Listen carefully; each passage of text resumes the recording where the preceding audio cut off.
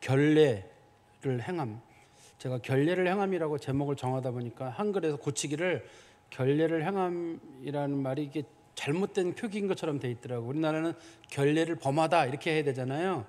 마치 그것처럼 돼가지고 이 결례라는 말은 정결의식이라는 뜻이기 때문에 성경적인 표현인데 한글 타자를 치다 보니까 결례를 행함하니까 자꾸 글자를 결례를 범하다를 고치라고 자꾸만 문자 제한이 들어오더라고요. 이게 글자에서요. 결례를 행함입니다. 이게 사도 바울이 예루살렘에 와서 결례를 행했던 것 때문에요. 이거 제가 좀 조금 설명을 앞부분부터 설명을 좀 드릴게요. 이제 사도 바울이 원래 이제 그 선교의 자기 목적 자체를 그 로마로 가는 거로 선교의 목적으로 삼았었기 때문에 예루살렘에 들렀다가 로마로 가야 되겠다 이제 그런 마음이 있었거든요. 그래서 그가 여러 가지 일정 중에서 오순절 전에 예루살렘에 와서 예루살렘에 머물러 있다가 이제 좀 선교를 가야 되겠다. 근데 사도 바울이 지금 이 시점이 언제쯤이냐면 사도 바울이 그 예수님 만나고 회심하고 나서 20년 정도의 세월이 지났을 때 일입니다. 이때가 1차, 2차, 3차 전도 여행이 그만큼 시간이 길어요. 1차 전도 여행 갔다 올 때는 한 1년 만에 갔다 오거든요. 2차도. 근데 3차 전도 여행 때는 시간을 상당히 많이 보내게 되기 때문에 그냥 그게 뭐 잠깐 여행 갔다 온 게 아니라 상당히 10여 년 동안의 긴 시간을 보내게 됩니다. 사도 바울이요. 그래서 20년 만에 돌아오게 되는데 그러는 사이에 예루살렘의 여러 가지 분위기가 너무나 많이 바뀌었어요. 사도 바울이 처음에 예루살렘을 떠났을 때는 왜 쫓겨나게 됐냐면 바리새인이었던 사람이 예수를 전하니까 바리새인들이 야, 저 사람 때문에 도리어 이거 우리 바리새인들이 전하는 가르침이 문제가 되겠다 싶어가지고 사도 바울을 죽이려고 하는 사람들이 많았거든요. 그래서 사도 바울의 제자들과 이미 예수를 믿고 있던 사람들이 사도 바울을 몰래 가이사랴로 해가지고 사도 바울의 고향인 다소라고 하는 곳으로 사도 바울을 피신을 시켰습니다. 그때가 20년 전쯤 일이에요. 근데 사도 바울이 숨어 있었는데 그때 안디옥 교회의 목회자였던 바나바가 안디옥 교회가 갑자기 부흥을 하니까 자기 혼자 감당이 안 돼가지고 그러면 바울에게 연락을 해가지고 나 좀 도와달라. 그럼 바울이 안 와요. 그래서 자기가 직접 거기까지 바나바가 사도 바울이 살고 있는 그 다소까지 가가지고 안디옥에서 다소까지는 키로수로 그렇다면 600km 정도 됩니다. 그걸 걸어서 갔을 거예요. 거기 산이 있거든요. 그 산을 넘어서 이렇게 해서 사도 바울이 있는 곳까지 가서 그 사람을 데리고 와가지고 이제 안디옥 교회를 같이 이제 목회를 하게 됐거든요. 근데 안디옥 교회가 한참 늘어나니까 교회 성도들끼리 서로 합의를 보기를 이건 안 되겠다. 우리가 교회를 우리끼리만 늘리는 게 아니라 세계 선교를 해야 되겠다. 이런 이제 마음을 먹고 있거든요. 그래서 그럼 누가 선교사로 가는 게 제일 좋으냐? 누가 선교사로 가는 게 제일 좋나요? 보통의 경우는 그 교회 제일 뛰어난 목회자들이 가면 안 되거든요. 원칙적으로는. 그렇지만 그들이 이제 기도하는 가운데 제비를 뽑아보니까 사도 바울하고 바나바가 뽑힌 거예요. 그래서 바나바랑 사도 바울이 이제 선교 여행을 떠나게 된 거죠. 그게 이제 우리가 잘 아는 제1차 전도 여행이거든요. 사도 바울이 그렇게 전도 여행을 떠나게 됐는데, 그러니까 사도 바울이 그 예루살렘에 쫓겨나가지고 움직였던 시기로부터 한 20년의 세월이 지금 지났다는 뜻입니다. 그러는 사이에 어떤 일이 생기게 됐냐면 예루살렘에 시카리라고 하는 사람들이 등장하게 됐어요. 시카리, 우리나라 말로 시카리가 시칼 같죠? 시칼 같은데 실제로도 뜻이 그런 비슷한 뜻이 있습니다. 단검이란 뜻이거든요. 시카리의 난이 일어나게 돼가지고 소위 그 이스라엘 내에서 민족주의자들이 등장하게 됩니다. 민족주의자들이 등장해가지고 유대의 문화를 조금이라도 훼손시키거나 하는 사람들이 있으면 그 사람들, 특별히 귀족들 중에서나 정치 지도자들이거나 종교 지도자들이거나 그 사람들이 유대인들이든 로마인들 상관없이 귀족들을 암살하는 암살단이 형성이 됐어요. 우리 성경에 보면 뒤에 보면 나옵니다. 그 시카리에 나는과 관련돼 가지고 그 사람이 그 자객 4,000명을 데리고 애굽으로 도망간 사람이 뒤에 등장하거든요. 그 사람이 그 사람이에요. 자객을 4,000명이나 가지고 있을 정도의 큰 집단을 형성했습니다. 시카리라는 사람들이. 이 사람들로 인해 가지고 그 사도 바울이 돌아올 때쯤 되어 가지고는 분위기가 아주 안 좋아졌어요. 사도 바울이 예루살렘에 한번 온 적이 있었거든요. 과거에. 사도행전 15장입니다. 사도 바울이 1차 전도 여행을 마치고 예루살렘에 왔을 때는 어떤 일이 있었냐면, 그때 당시에 왜 왔냐면 이제 그 이방인들이 예수를 믿는 일이 있다라고 사도 바울이 보고를 하니까 당시에 바리새파 있던 그런 그리스도인들이 이방인은 구원받을 수 없다. 구원은 유대인만 받는다라고 하니까 사도 바울이 증거가 있다. 우리가 말씀을 전할 성령이 임하고 그들이 예수를 주로 고백하고 성령 받은 일이 있었다 그랬지만 야고보랑 그 베드로가 그러면 성령 받았다 그러면 사실이네. 그러면 그 사람들 우리가 구원받은 걸 인정을 하자라고 인정을 한 사건이 있었거든요. 대신에 그 사람들에게 최소의 규정만 주자. 오늘 본문에서도 나오죠. 25절에 보시면 주를 믿는 이방인에게는 우리가 우상의 제물과 피와 목매어 죽인 것과 음행을 피할 것을 결의하라. 요 결의한 편지를 그때도 보낸 적이 있었습니다. 당시에. 이게 항목은 4가지지만 실제로는 3가지예요. 하나는 우상의 제물을 먹지 말라는 거랑 피랑 목매어 죽인 거. 그러니까 피를 직접 먹지 말고 목매어 달아 죽인 음식을 먹지 마라. 둘 다 피랑 관련된 겁니다. 피를 다 빼고 먹으라는 얘기예요, 이게요. 그리고 음행을 피하라. 주로 이제 4가지 내용이 들어 있는데요. 이걸 가지고 이제 당시에 그 결정이 내려졌거든요. 이때까지만 하더라도 이방인이 구원받는 걸 인정을 했습니다. 당시 예루살렘 교회에서. 근데 사도 바울이 20년 만에 와 보니까 그게 없어져 버렸어요. 이방인이 구원받는다는 거에 대해서 상당히 부정적으로 분위기가 돌아서 버리게 됐습니다. 그리고 야고보가 당시 교회 대표가 누구였냐면 야고보였거든요. 사도행전 15장에서는 교회 대표가 누구로 되어 있냐면 베드로랑 요한과 야고보 3사람이라고 되어 있어요. 3두 체제를 형성하고 있었는데 이때는 베드로랑 요한이 전도를 갔기 때문에 없어요. 이 사람들이 본도 지방으로 전도를 갔기 때문에 두 사람들은 없고, 이때는 이제 야고보만 여기 교회 지도자로 있는데 야고보가 제안을 합니다. 아무래도 당신이 여기 왔다는 사실이 알려지게 되니까 사람들이 당신을 분명히 암살을 할 것이다. 당신이 살아남을 수 있는 방법을 내가 제시할 텐데 결례를 행하라. 그래서 결례를 행하게 되는 겁니다. 사도 바울을 살리려고 야고보가 제안을 하는 거예요. 근데 결례를 행하게 되면 예루살렘 성전에 가서 제사를 드려야 돼요. 근데 사도 바울은 제사를 안 드리잖아요. 예수 그리스도의 십자가 사건으로 인해서 제사가 폐기됐다는 걸 알기 때문에 사도 바울은 복음 전하는 곳마다 가서 구약의 제사는 다 폐기되었습니다. 그거를 전도했거든요. 여러분들에게 누가 가서 제사 드리라 그러면 여러분들 드리겠어요? 근데 지금 사도 바울이 그 일을 하거든요. 지금 정말 사도 바울에게는 아마 어려운 상황이었을 텐데 사도 바울이 지금 그 일을 하게 되거든요. 우리가 이제 그 본문을 좀 살펴보려고 하는 겁니다. 오늘 우리 17절 보십시오. 예루살렘에 이르니 형제들이 우리를 기꺼이 영접하거늘. 여기서 형제들이란 말은 유대인 형제들이 아니라 이방인 형제들을 말합니다. 왜 이방인 형제들을 말하냐면 이때 시카리의 난이 일어나면서 유대인은 이방인과 접촉하지 말라라는 그런 포고령이 내려졌어요. 그래서 만나게 되면은 이 유대인 민족주의자들은 시카리들이 소위 그 단칼을 들고 단검을 들고 가지고 죽이는 일이 있었거든요. 그래서 형제들이 여기서 이 사람들을 환영했다는 말은 헬라파 유대인들, 그러니까 이방인이었던 사람들이 지금 사도 바울하고 바울의 동료들, 지금 바울이 혼자 온 게 아니거든요. 바울이 여기 올 때 자기가 전도했던 교회들의 지도자들 몇 명을 다 데리고 온 겁니다. 이거 지금 여러분도 기억하실 거예요. 사도 바울이 고린도에 있을 때도 그렇고 에베소에 있을 때도 그렇고 지도자들을 다 데리고 오고, 또 심지어는 오기 바로 전에 있을 때도 사도 바울이 그 사람들을 데리고 가이사랴에서도 지도자 나손을 데리고 이렇게 올라오거든요.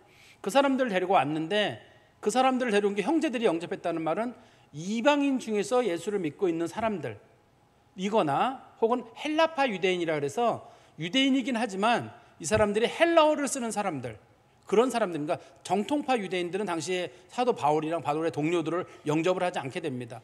일단은 우리 거기까지만 먼저 보시고요. 그 다음에 18절에 그 이튿날, 제가 이게 두 개를 구분한 이유는 앞에는 헬라파 유대인이고 그 이튿날, 그 다음날 바울이 우리와 함께 야고보에게 들어가니 장로들도 다 있더라. 사도 바울이 원래 제일 먼저 누구를 만나야 되냐면 당시에 교회 지도자인 야고보를 만나야 되거든요. 야고보와 장로들을 만나는 직접 못 만나는 거예요. 왜 직접 못 만나냐면 당시 분위기가 바울은 유대인이에요. 바울은 유대인도 좀 괜찮긴 한데 이방인들은 예루살렘에서 유대인들하고 접촉하지 못하도록 아예 분위기가 안 좋게 돌아가고 있었거든요. 당시에. 그러니까 곧바로 못 가고 형제들을 만난 다음에 대충 얘기를 듣고 사도 바울이 조심스럽게 야고보를 찾아가서 야고보를 만나게 됐다는 얘기입니다. 그리고 19절입니다. 바울이 방문하고 하나님이 자기의 사역으로 말미암아 이방인 가운데서 하신 일을 낱낱이 말하니, 사도 바울이 자기가 이제 1차 전도 여행, 2차 전도 여행, 3차 전도 여행, 주로 이제 2차와 3차일 거예요. 1차 전도 여행 때는 이미 보고를 했거든요. 자기가 사도행전 15장에 와서 이미 보고를 했기 때문에 여기 이제 2차 전도, 3차 전도 여행인데 많은 이방인들이 예수 믿고 하나님 앞에 돌아왔다, 이런 얘기들을 했으면 보통의 경우는 그 교회 지도자들이 잘했다, 수고했다, 막 박수치고 그래야 되잖아요. 분위기가 그렇지 않습니다. 우리 20절입니다. 그들이 듣고 하나님께 영광을 돌린 거, 하나님께서 이방인 구원하셨구나. 야고보가 얘기를 합니다. 바울더러 이르되 형제여 그대도 보는 바에 유대인 중에 믿는 자 수만 명이 있으니 다 율법의 열성을 가진 자라. 네가 이방에 있는 모든 유대인을 가르치되 모세를 배반하고 아들들에게 할례를 행하지 말고 또 관습을 지키지 말라 한다는 말을 함을 그들이 들었도다. 여기서 이제 이 교회 내에 수만 명이라고 말하는 거 보니까 상당한 숫자가 늘어난 것 같아요. 지금 원래 요때 당시에 이스라엘의 전문가, 이스라엘 기록의 전문가 중에는 요아힘 예레미야스라고 하는 유명한 유대인이 있습니다.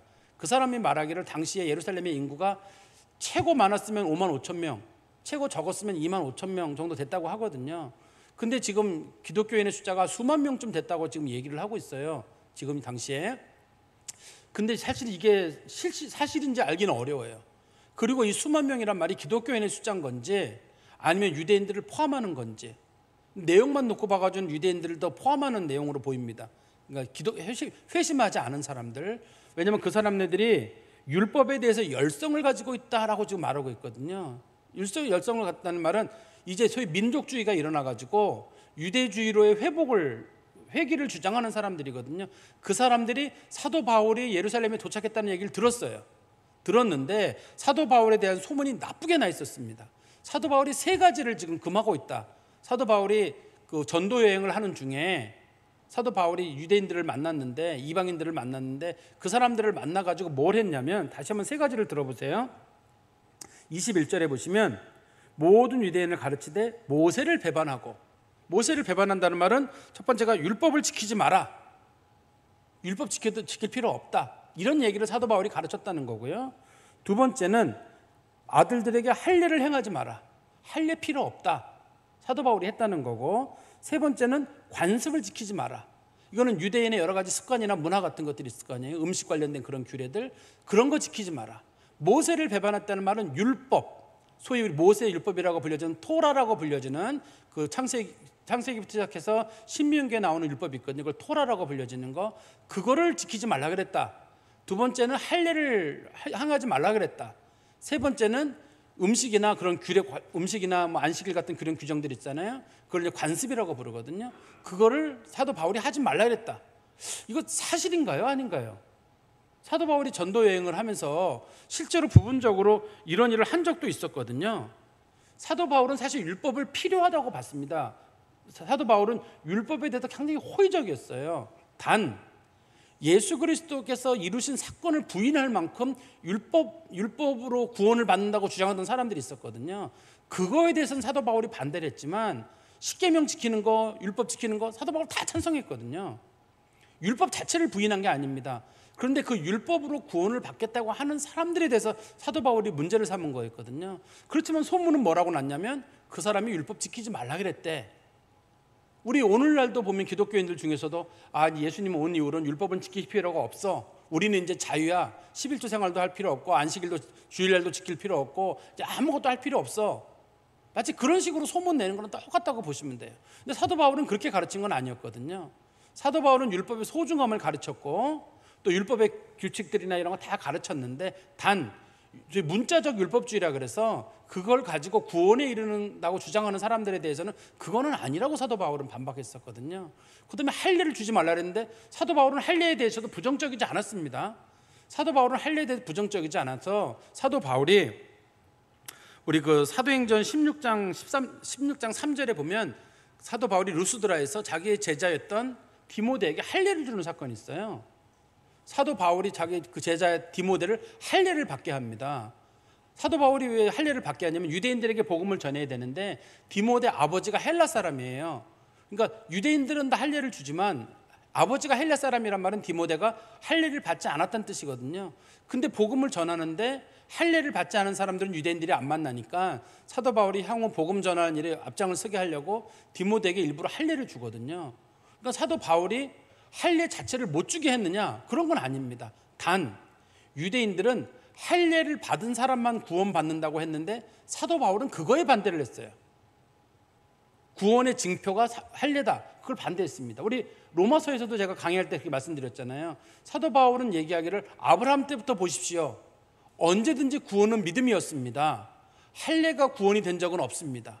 당시 유대인들은 우리가 유대인이라는 혈족주의, 그 다음에 내가 율법을 가지고 있다는 거, 그 다음에 할례를 받았다는 거, 우리가 이거는 구원을 받는다고 가르쳐 왔는데 사도 바울은 그렇지 않다.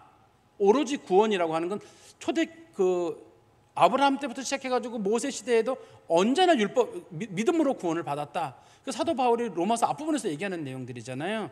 그러니까 사도 바울은 할례에 대해서도 부정적이 아니었습니다. 단 할례를 통해서 할례를 받은 사람만 구원을 받는다고 할 때 사도 바울이 말하기를 뭐라고 얘기했나요? 로마서 편지를 쓰면서 아브라함이나 이런 사람들이 구원을 받은 게 할례 받기 전이냐, 할례 받고 난 다음이냐, 그들이 믿음으로 구원받은 게 할례 받기 전이 아니냐, 어떻게 할례로 구원받을 수 있냐, 이런 식으로 사도 바울이 반박한 거거든요.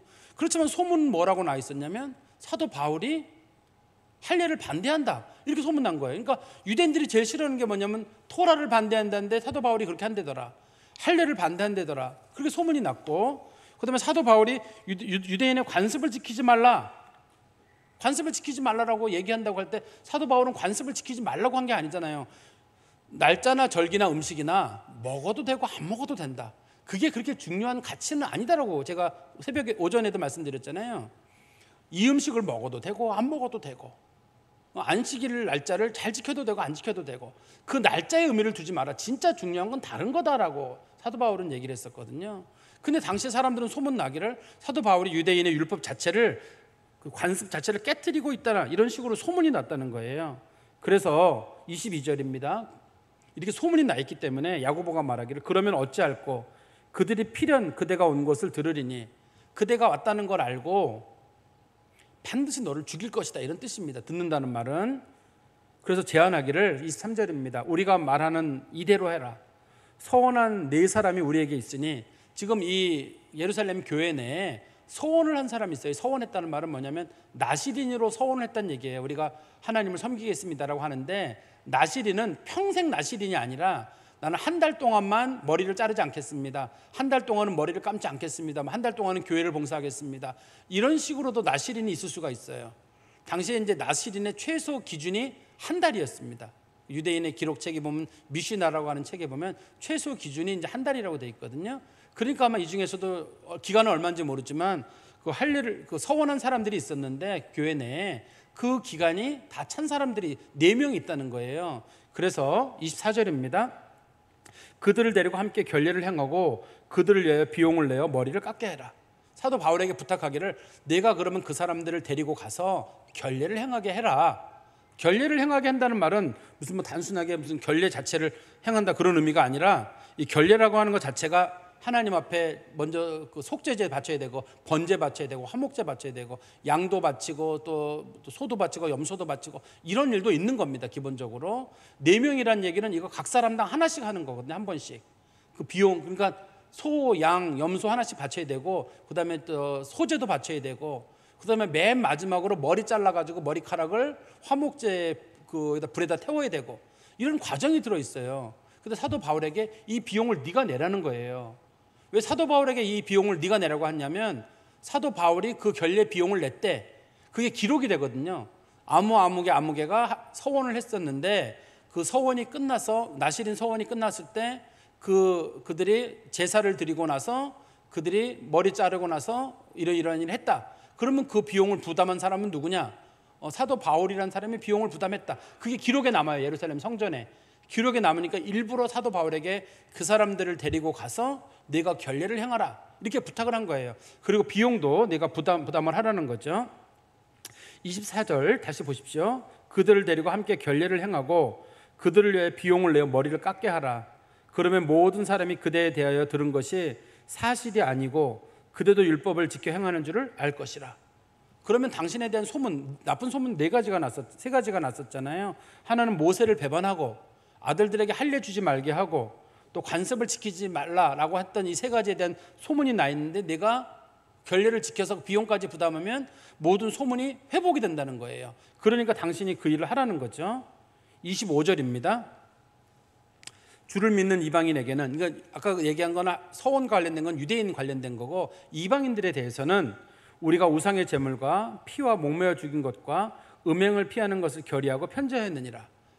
당신이 알고 있는 그 예루살렘 공회의 결정 사항은 그건 이방인들에게 관련된 것이고, 당시 이방인들에게는 뭘 요구했냐면 네 가지잖아요. 우상의 제물과 피와 목매달아 죽인 것과 음행을 피하라. 요건데 요거는 이방인에 관련된 거고, 유대인들끼리는 여전히 계명을 지키는 쪽으로 좀 방향이 가는 거예요. 그러니까 사도 바울이 20년 만에 돌아와 보니까 예루살렘 교회가 다시 유대주의로 돌아가고 있어가지고 율법도 드리고 제사도 드리는 식으로 지금 돌아가고 있는 겁니다. 그러니까 사도 바울이 마음속에 부담이 있을 거 아니에요. 이거 우리 그때 사도행전 15장에 결정할 때는 이게 아니었는데, 예루살렘 공회에 있어. 그러니까 야고보가 얘기하기를 그거는 이방인에 관련된 법이었고, 유대인들끼리는 지금 다시 원래 율법도 지키고 제사도 드리는 쪽으로 돌아가고 있다. 그러니 내가 복음 전하는 일에 방해가 되지 않도록 하려면 또 그 결례를 지켜라, 이렇게 얘기를 하는 겁니다. 사도 바울이 그 얘기를 순종하게 되죠. 우리 26절에 보십시오. 맨 마지막에 바울이 이 사람들을 데리고, 이 사람들은 지금 서원한 네 사람이잖아요. 이 사람들을 데리고 이튿날 그들과 함께 결례를 행하고, 결례란 말은 제가 아까도 말씀드렸듯이 단순하게 무슨 결례를 행하는 게 아니라, 결례에는 먼저 번제 드려야 되고 소제 드려야 되고, 그다음에 화목제도 드려야 되고 속죄제도 드려야 되고, 이런 것들이 거기에 필요합니다.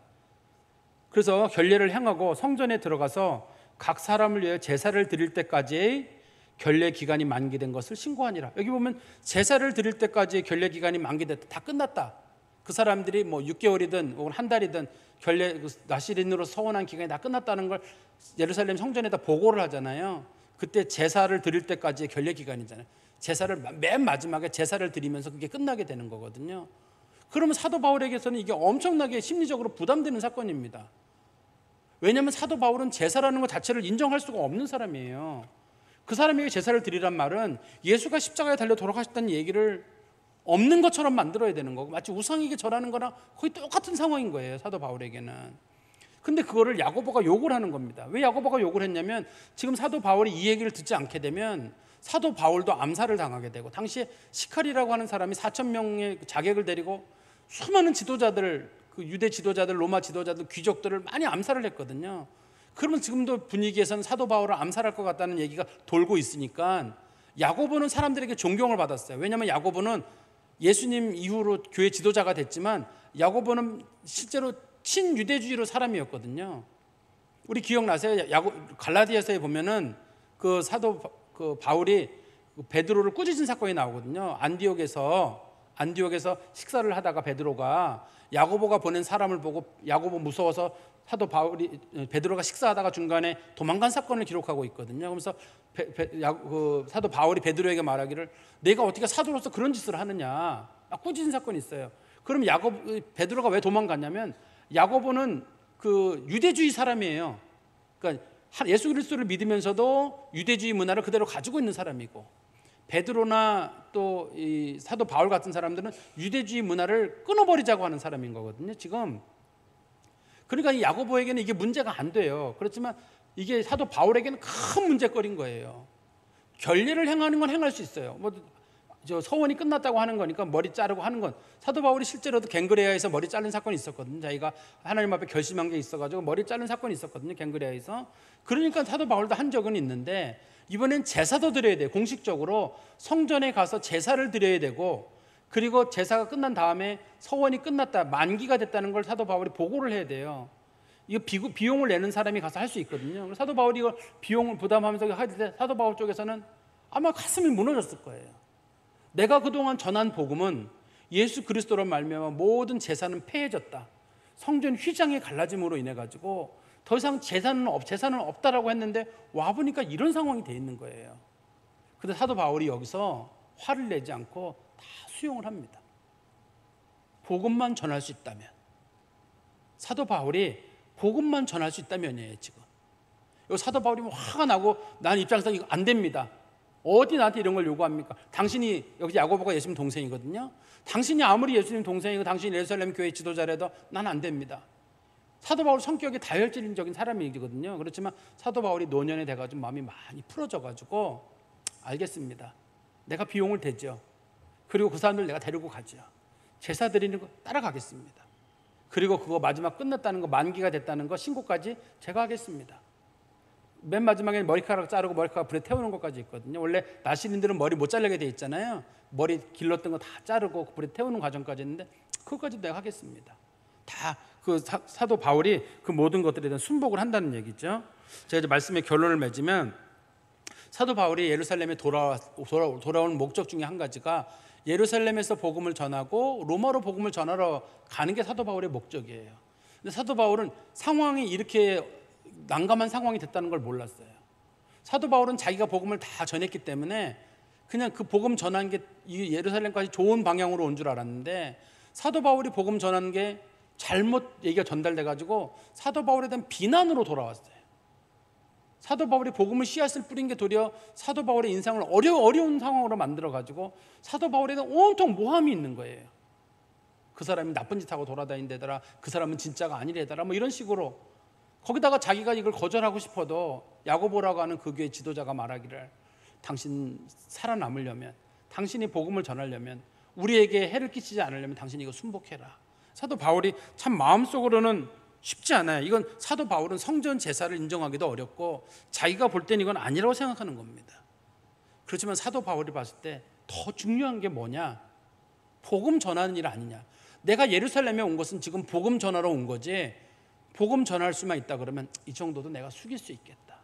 사도 바울이 양보를 하는 거예요. 지금 다른 곳에서라면 사도 바울이 양보를 안 했을 겁니다. 이 부분에 있어서. 그러나 예루살렘에 워낙 사람들의 분위기가 안 좋고 시카리 난으로 인해 가지고 사람들을 죽이는 그런 분위기인데, 이 시카리 난이 나중에 커지게 되면서 로마가 예루살렘을 침공하게 돼서 이스라엘은 역사적으로 사라지게 됩니다. 이 사건 위에 얼마 뒤에. 왜냐면 시카리 사람들이 유대인 지도자들을 암살하거든요. 그 다음에 로마 사람들을 암살하거든요. 그 사람들은 생각하기를 우리가 암살하게 되면 독립운동을 할 수 있는 줄 알았거든요. 근데 로마에서는 독립운동을 하는 지역은 싹 쓸어버리는 원칙이 있습니다. 그래서 결국 예루살렘, 이 사건 뒤에 몇 년 뒤에 예루살렘은 결국 역사적으로 사라지게 됩니다. 이스라엘이 독립한 건 1948년도인가 그러잖아요. 그때까지 나라가 없어지는 겁니다. 이때를 기점으로 해가지고 사라지는 거예요. 그 독립운동을 했던 게 이런 일로 문제가 생긴 거예요. 그래서 우리나라 예를 이승만 대통령 같은 사람이나 그런 사람들은 무력 독립운동을 반대했던 이유 중에 한 가지가 그런 것 때문이에요. 똑같은 일을 경험하게 될까 봐. 무력 투쟁을 하게 되면 똑같은 일이 생길 게 있거든요. 예를 들어서 우리나라의 누구죠? 김자진 장군이다. 그분이 청산리 전투에서 이겼다. 그러면 1000명을 죽였다. 그러면 반드시 일본 사람들은 간도에 살고 있는 일반인들 10,000명을 죽인단 말이에요. 전력 기록에는 1000명을 죽였다고 기록에 남게 되지만 분명히 일본 사람들이 10,000명의 사람 10배를 꼭 죽이거든요. 그러니까 보통의 지도자들은 저 사람들을 무력 투쟁을 해야 되냐 말아야 되냐. 그러니까 좀 지혜로운 사람들은 무력 투쟁보다는 외교 투쟁을 하자고 나올 거 아니에요. 근데 우리 분위기에서는 외교 투쟁을 하는 사람들은 좀 왠지 온건파 같고, 무력 투쟁을 하는 사람들은 지도자 같고. 그래서 우리 사회에서도 무력 투쟁을 했던 아까 얘기 들었던 김자진 장군이나 그런 분들에 대해서는 영웅이 될 것이고, 사회에서 이렇게 외교적 운동을 했던 사람들에 대해서는 변절자라고 볼 거고 아마 그럴 거예요. 근데 이승만 같은 사람들은 장로이기도 하고 기독교 역사를 잘 알잖아요. 무력 투쟁을 했을 경우에 그것으로 인한 반발로 너무 많은 사람이 죽게 되니까 이건 외교적 투쟁이 지혜롭다, 아마 그렇게 보지 않았을까 제가 생각은 해봐요. 그 사람 책을 읽어보면서. 어떻든 간에 우리 그리스도인들의 그런 걸 보면 반면교사로 삼아야 될 것 같은데, 어떻든 사도 바울은 잘 참아냅니다. 복음만 전할 수 있다면. 자기가 여기 온 목적은 자기의 의견이나 뭘 나타내러 온 게 아니라 여기서 죽든지 아니면 여기서 살아남아서 로마로 가든지, 그게 자기의 목표거든요. 우리도 마찬가지예요. 그리스도의 복음만 전할 수 있다 그러면 많은 부분을 숙여야 돼요. 예수의 복음이라면. 예수의 복음. 우리 가끔 선교지에도 가보면 보수적인 선교사들이 끝까지 선교지에서 막 굽히지 않고 연합운동을 안 해가지고 선교지를 파탄을 만드는 경우가 있거든요. 선교를 하려면 좀 서로 굽히고 숙이고 그래서 말씀을 전해줘야 되는데 안 굽히고 막 그래가지고 다른 선교사들의 수십 년 사역을 파탄을 나게 만드는 일이 있을 수가 있어요. 어떤 간에 그리스도의 복음만 전해줄 수 있다 그러면 우리가 많은 부분을 양보하고, 지금 물론 교회에서는 그럴 필요 없어요. 우리는요. 그렇지만 세계 선교나 복음 전환을 위해서는 많은 부분이 양보가 이루어져야 되지 않을까. 그걸 통해서 큰 역사가 있을 것 같거든요. 사도 바울이 이걸 양보하는 걸 보면서 저는 사도 바울 성품에 이게 안 맞거든요. 그렇지만 사도 바울이 복음을 위해서 자기 자신을 낮추는 걸 보면서 야, 우리도 복음만 위해서라면 자기를 낮춰야 되겠다, 양보해야 되겠다, 그런 생각을 갖게 됐습니다. 이 말씀 마음에 두고 사시기를 간절히 소망합니다. 기도하겠습니다. 하나님 아버지, 주님 안에 감사합니다. 사도 바울이 그토록 오고 싶었던 예루살렘에 왔을 때 상황은 너무 좋지 않았고 사람들은 그를 죽이려고 하고 또 사도 바울에게 신앙을 포기하라는 것처럼 들리는 그런 많은 위협 가운데서도 사도 바울이 온전히 자기를 낮추고 복음 전할 기회를 찾는 것을 보면서 하나님 말씀을 전하는 데는 자기를 낮추는 것과 지혜가 필요하다는 생각을 갖습니다. 하나님 아버지, 저희들도 지혜롭게 하나님 말씀을 전하게 하시고 그러나 믿음의 용기는 잃지 아니하도록 저희를 붙잡아 주시옵소서. 예수 그리스도의 이름으로 기도하옵나이다. 아멘. 우리 찬송가